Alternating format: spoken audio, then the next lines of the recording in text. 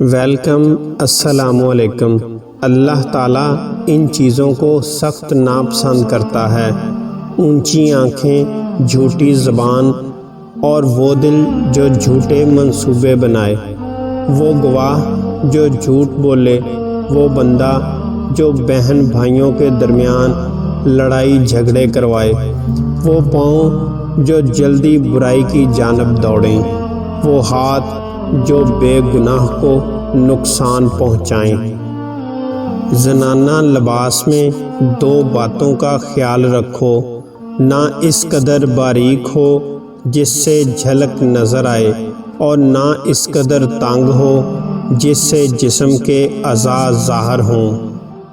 علم کے چشمے سے پانی سیر ہو کر پیو، پھر اس سے الگ ہی رہو۔ چند گھونٹ پینے سے آدمی مدہوش ہو جاتا ہے، سیر ہو کر پینے سے دل و دماغ روشن ہو جاتا ہے۔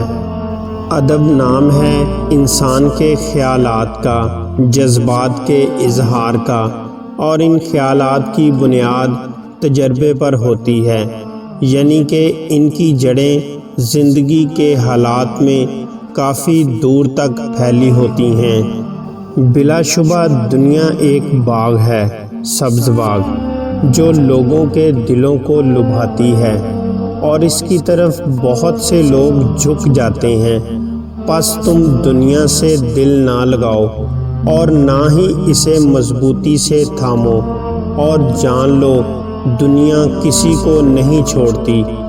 زندگی سے بیزار ہونے کی ضرورت نہیں، یہ یقین رکھیں کہ زندگی شان و شوکت سے گزاری جا سکتی ہے، اور آپ کا یہ یقین بہت جلد حقیقت کے روپ میں ڈھل جائے گا۔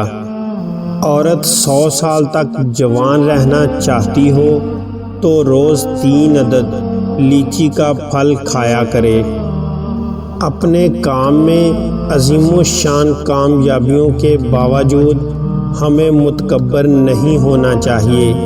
انکساری انسان کو آگے بڑھنے میں مدد دیتی ہے، اور اس کے برعکس خود فریب اور غرور انسان کو پسماندہ بنا دیتے ہیں۔ یہی حقیقت ہمیشہ یاد رکھنی چاہیے۔